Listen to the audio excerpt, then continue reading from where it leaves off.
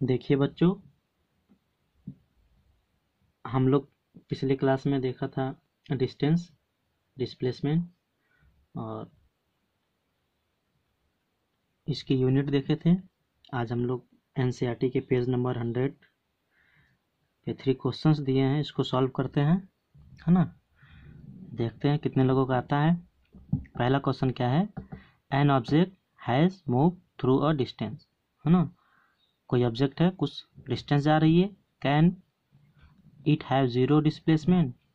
का displacement zero हो सकता है ना। If yes then support your answer with example.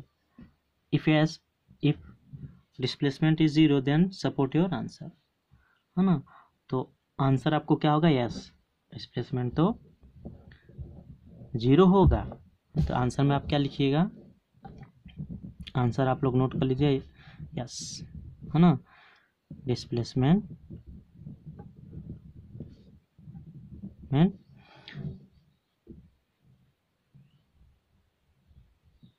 Displacement में बी जीरो इफ, कब होगा? इफ starting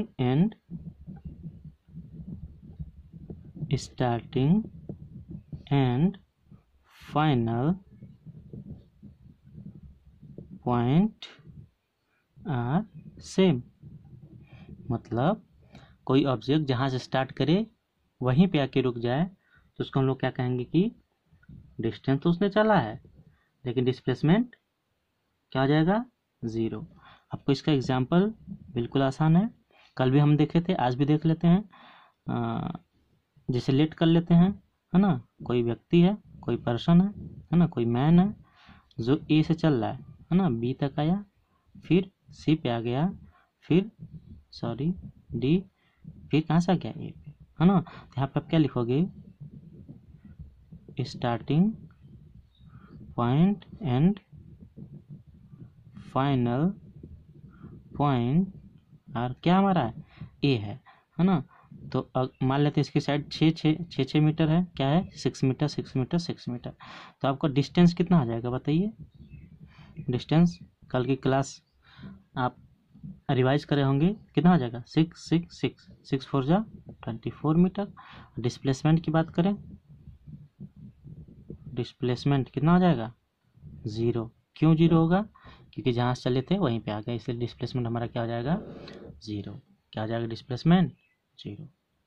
आई होप आपको ये समझ में आ गया होगा, है ना। और एग्जांपल चाहिए तो एक और ले लीजिए एग्जांपल, है ना। इन सर्कुलर मोशन,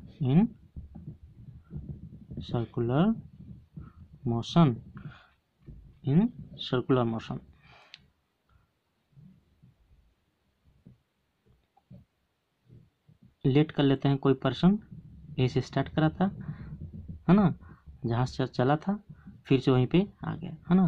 तो स्टार्टिंग पॉइंट और फाइनल पॉइंट दोनों क्या हो जाएगा हमारा? सेम। इसकी रेडियस आर ले लें तो हमारा डिस्टेंस कितना होगा? Distance equal to 2 pi r. वही डिस्प्लेसमेंट कितना आ जाएगा? ज़ीरो। मान लीजिए आप इसको नहीं लेना चाहते हैं, तीसरा एग्जांपल ले लीजिए। मान लेते हैं हमारा स्टार्टिंग पॉइंट ए है, कहाँ गए? बी पे, है ना। फिर यहीं से हम बैक आए और फिर कहाँ पे आ गए हम लोग? ए पे ही आ गए। 10 मीटर गए, 10 मीटर आए, तो जितना प्लस चले थे उतना माइनस आ गए। तो डिस्टेंस कितने हो जाएगी बताइए? डिस्टेंस तो हमारी 10 + 10 कितना आ जाएगा? 20 मीटर। लेकिन ये डिस्प्लेसमेंट कितना आ जाएगा बताइए? डिस्प्लेसमेंट हो जाएगा आपका ज़ीरो, है ना। तीनों एग्जाम्पल आप अच्छे से नोट कर लेंगे, यही हमारा पहले क्वेश्चन का एक्सप्लेनेशन आ जाएगा। अब हम लोग देख लेते हैं क्वेश्चन नंबर 2। आप कॉपी में नोट कर लीजिएगा वीडियो को पॉज करके, है ना। क्वेश्चन नंबर 2 क्या बोला है? A farmer moves along the boundary of square field. Farmer simple किसान होते हैं, आपको पता है। तो उनका जो क्यारी होती है, खेत जिसको बोलते हैं, जा रहा है और उसकी बाउंड्री कैसी है? स्क्वायर है। मतलब लेंथ और ब्रीथ क्या है दोनों की? सेम साइड की, है ना। 10 मीटर इन साइड लेंथ कितनी है? 10 मीटर। कितने टाइम में वन कंप्लीट कर रहा है? 40 सेकेंड में। What will be the magnitude of displacement of the farmer at the end of 2 minute 20 second.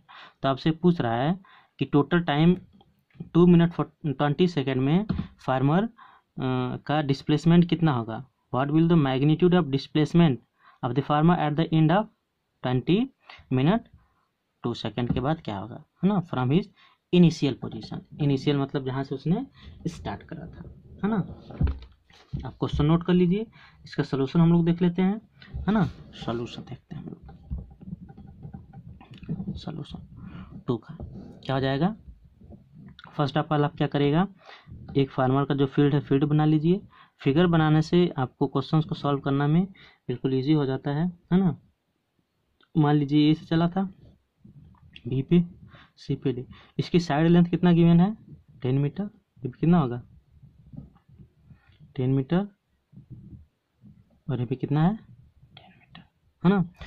तो इसमें पहले बताइए पेरीमीटर कितना हो जाएगा इसका, बोलिए। पेरीमीटर टू पेरीमीटर कितना हो जाएगा आपका 10 multiply by 4 equal to 40 metre, है ना। कितना हो जाएगा 40 मीटर। अब देखिए यहाँ पे टाइम टेकन कितना आ रहा है, टाइम टेकन टू, सॉरी, है ना। अब देखिएगा time taken to complete 1 round कितना ले रहा है बताइए, 40 सेकेंड। कितना ले रहा है, टोटल टाइम कितना गिवन है, टोटल टाइम आपका है 2 मिनट 20 सेकेंड। तो आप क्या करिए, सबको सेकंड में कन्वर्ट कर लीजिए, है ना। तो ये क्या हो जाएगा 2 मल्टीप्लाई बाई 60, है ना, सेकेंड प्लस 20 सेकेंड, टोटल कितना आ जाएगा 140 सेकेंड। कितना आ जाएगा टोटल 140 सेकेंड। तो देखिए 1 राउंड में कितना टाइम ले रहा है 40 सेकेंड, 1 राउंड में कितना टाइम ले रहा है 40 सेकेंड, है ना। तो आपको बताना है 140 सेकेंड में कितने राउंड कंप्लीट करेगा, है ना। तो नंबर ऑफ राउंड कैलकुलेट कर लीजिए, नंबर ऑफ राउंड क्या आ जाएगा, total time divided by time taken in 1 round. 1 round में कितना टाइम ले रहा है आप उससे डिवाइड कर दीजिए, है ना। क्या आ जाएगा 140 डिवाइडेड बाई 40, 0 0 कैंसिल हो जाएगा, 2 से डिवाइड करिए ऊपर नीचे, 2 2 जा 2 7 जा 7/2, फाइनली 3.5 मीटर। 3.5 मतलब 3 तो होल है, इसको आप कैसे लिख सकते हैं, ऐसे देखिए 3 होल 0.5 को 1/2, है ना। मतलब कि 3 मीटर तो 3 राउंड कंप्लीट कर चुका है। हाफ का मतलब हाफ राउंड पे है, हाफ का मतलब हाफ राउंड पे है ना। हाफ राउंड पे मतलब कहाँ से, यहाँ से चला होगा, आया होगा, फिर आया होगा। 1 राउंड कंप्लीट, 40 सेकेंड खत्म। फिर दूसरा राउंड लगाया, 2 राउंड खत्म, 2 राउंड कंप्लीट, कितने टाइम हो गया 80 सेकेंड, है ना। फिर तीसरा राउंड स्टार्ट करेगा, 3 राउंड में कितने टाइम खत्म 120 सेकेंड खत्म। फिर चौथा स्टार्ट करेगा, 10 मीटर गया तो 10 सेकेंड, फिर से 10 मीटर गया तो 10 सेकेंड, फिर से उसका चला गया, है ना। टाइम 140 सेकेंड उसने यूज़ कर लिया। 3 राउंड पूरा कंप्लीट कर चुका था, चौथे राउंड जब उसने स्टार्ट करा था तो उसका टाइम यहाँ पे खत्म हो गया, मतलब डायगोनली कहाँ पे आ गया, सी पे। तो आपसे यही डिस्प्लेसमेंट पूछा है, ये डिस्प्लेसमेंट होता है ना। देखिए राइट एंगल ट्रायंगल बन रहा है, इसमें आप लगा दीजिए क्या, पाइथागोरस थ्योरम, है ना भाई, पाइथागोरस थ्योरम, है ना। क्या हो जाएगा AC equal to under root में क्या हो जाएगा 10 का स्क्वायर प्लस 10 स्क्वायर, कितना आ जाएगा बोलिए, under root 100 plus under root 100, कितना आ जाएगा अंडर रूट 200, तो कितना आ जाएगा, इसमें से 10 बाहर आ जाएगा, अंडर रूट 2। ये हमारा क्या होगा मीटर, ये हमारा क्या आ जाएगा डिस्प्लेसमेंट। डायगोनली अपोजिट डायरेक्शन क्या होगा, diagonally opposite from starting, diagonally opposite from starting. I hope आपको समझ में आ गया होगा, है ना। देखिए वीडियो को पॉज करके आप अच्छी सी चीज़ें नोट कर लेंगे। क्लियर नहीं दिख रहा है, अभी क्लियर दिखेगा, हाँ अब हो गया ठीक। वीडियो को आप पॉज करिए, वीडियो को रोक के हमने क्या क्या बोला है अच्छे से सुनिए उसको, और पूरी कैलकुलेशन अच्छे से आप अपने फेयर कॉपी में नोट करेंगे, है ना। और अगले क्वेश्चन पे आ जाते हैं हम लोग, देखते हैं क्या है अगला क्वेश्चन, है ना। अगला क्वेश्चन बोल रहा है आपका, which of the following is true for displacement. Displacement के लिए क्या ट्रू होगा? अच्छा, पहले वाले क्वेश्चन में देख लेते हैं, अगर आपसे पूरा डिस्टेंस पूछता तो क्या होता, बताइए। पूरा डिस्टेंस कितना जाता? टोटल डिस्टेंस आपका इसमें कितना जाएगा? हाँ, आ जाइए, आपसे पूछ ले टोटल डिस्टेंस, है ना, तो टोटल डिस्टेंस आपका जाएगा, 3 राउंड तो कंप्लीट कर रहा है, एक राउंड में कितने मीटर जा रहा है? 40, तो 3 में कितना हो जाएगा? 3 मल्टीप्लाई बाई 40, और 10 प्लस 10 अगेन जा रहा है 20, टोटल कितना जाएगा? 140 मीटर। डिस्टेंस कितना आ जाएगा? 140 मीटर, है ना। डिस्प्लेसमेंट कितना आ जाएगा? 10√2 मीटर। डायगोनली अपोजिट, डायरेक्शन क्या होगी इसकी? डायगोनली अपोजिट फ्रॉम स्टार्ट, है ना। डिस्प्लेसमेंट के लिए आपको बता रहा है कौन सा इसमें ट्रू है, कौन सा इसमें फॉल्स है। क्वेश्चन नंबर 3 में कौन सा ट्रू है, कौन सा फॉल्स है, ये आपको बताना है। पहला क्या बोल रहा है? It can not be zero, है ना। पहला बोल रहा है कि displacement can not be zero, ऐसा हो सकता है? ट्रू या फॉल्स, आप बताइए। कंसेप्ट भी देख चुके हो आप, यहाँ पे क्वेश्चंस भी कर चुके हो, है ना। तो displacement can not be zero, true या फॉल्स? फॉल्स हो जाएगा। क्या हो जाएगा? ये फॉल्स स्टेटमेंट है। क्यों? क्योंकि जहाँ से स्टार्टिंग पॉइंट होगा वहीं पे फाइनल पॉइंट पे हो जाएगा, तो डिस्प्लेसमेंट तो जीरो हो जाएगा, जबकि स्टेटमेंट लिखा है क्या? कैन नॉट बी जीरो, हो सकता है ना। दूसरा क्या है? Its magnitude is greater than distance travelled by the object. ये इंपॉर्टेंट लाइन है ना, जो हमने पिछले क्लास के लास्ट टाइम पे बताया था ना, कि जो डिस्प्लेसमेंट का मैग्नीट्यूड है डिस्टेंस से कभी बड़ा हो सकता है, कभी नेवर, कभी नहीं हो सकता। इक्वल तो हो सकता है लेकिन ग्रेटर नहीं हो सकता, है ना। तो ये भी क्या हो जाएगा हमारा? इसमें आप क्या लिखिए, हम लिख के बता देते हैं आपको, है ना। ए के लिए आप आंसर क्या लिखिएगा? आंसर ए, है ना। आप क्या लिखिएगा? फॉल्स। क्या लिखिएगा? False, because starting, if starting point and final point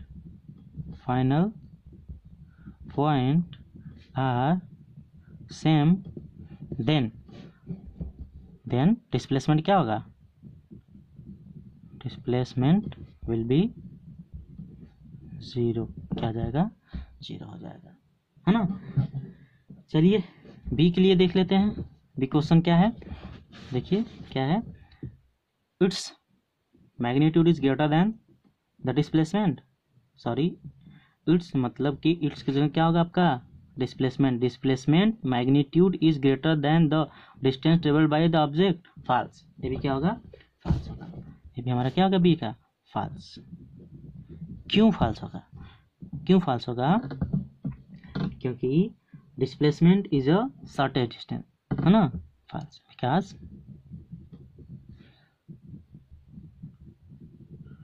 displacement is shortest distance, है ना, शॉर्टेस्ट डिस्टेंस।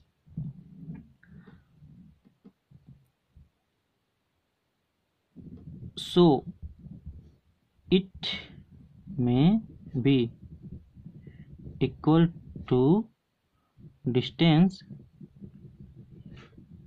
बट नॉट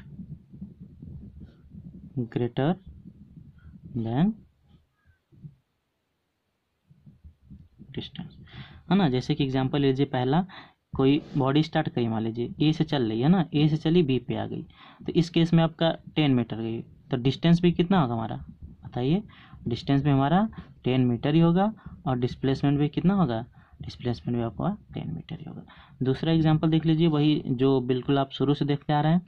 मान लीजिए कोई पर्सन है 10 मीटर, मान लीजिए 4 मीटर गया, है ना, फिर 90 डिग्री पे 3 मीटर यहाँ पे आ गया, और आपका डिस्प्लेसमेंट ही होगा initial to final, A B C. A initial to final, A आपका क्या होगा?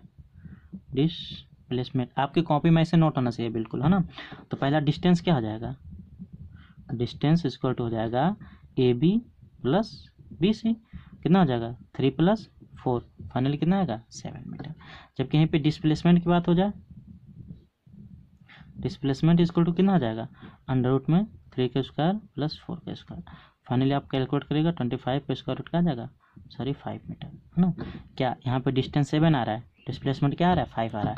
तो एक हमने रिलेशन निकाला था, आपको याद होगा क्या, कि जो हमारा डिस्प्लेसमेंट है, displacement is always less or equal to किसका हो जाएगा, डिस्टेंस के, किसका हो जाएगा, डिस्टेंस से। मतलब ए दैट इज हम दोनों साइड किससे डिवाइड कर दें, डिस्टेंस से, है ना। डिस्प्लेसमेंट में आप डिवाइड कर दो किससे, डिस्टेंस से, है ना। तो ये तो कट जाएगा पूरा, पूरी वैल्यू कट नहीं जाएगी, देखिए डिस्टेंस डिवाइडेड बाई डिस्टेंस, तो डिस्टेंस से डिस्टेंस पूरा कट जाएगा, फाइनली बचेगा क्या, 1 बचेगा। इसका मतलब हमारा फाइनली रिजल्ट क्या निकल के आ रहा है कि जो हमारा डिस्प्लेसमेंट होगा, है ना, डिस्प्लेसमेंट डिवाइडेड बाई डिस्टेंस की value always lesser equal to किसके होगी, 1 के। ये बहुत ही इंपॉर्टेंट रिलेशन है ना, अब इसको याद कर लीजिएगा, बिल्कुल कैलकुलेट करके हमने प्रूफ करके बता दिया। आज यहीं तक रखते हैं, कल हम लोग का नेक्स्ट टॉपिक होगा uniform motion and non uniform motion, NCERT. आपके पास बुक नहीं है, पीडीएफ प्रोवाइड करा दिया जाएगा आपको, और सारी चीज़ें बिल्कुल रिवाइज करते हुए चलिए, हर क्लास अच्छे से करिए, पूरी ईमानदारी से करिए, है ना। पूरी वीडियो देखा करिए, तब समझ में आएगा कंसेप्ट। इसे हल्के में ना लीजिए कि कॉपी में पढ़ा रहे हैं तो नहीं, हल्का फुल्का है, नहीं चलेगा। आप जाके पढ़ लेना कहीं ऑफलाइन पे, या तो कहीं स्कूल में भी जाके पढ़ लेना। एक एक चीज़ें पढ़ाई जा रही है यहाँ पे, एक एक चीज़ें नोट करिए, अच्छे से नोट करिए और समझने का प्रयास करिए। वीडियो को बार बार देखिए, समझ में आएगा। चैनल को सब्सक्राइब करिए, शेयर करिए और बच्चों को बताइए, है ना। और एक एक चीज़ आपको एनसीईआरटी की कराई जाएगी, इसके लिए आप बिल्कुल चिंतित ना हो कि नहीं हम लोगों को बेवकूफ़ बनाया जा रहा है, नहीं, आपको सारी चीज़ें क्लियर कट बनाई जाएगी। आप मैच करा लेना, कहीं से भी नोट्स मैच करा लेना या तो कंसेप्ट मैच करा लेना। Thank you for watching.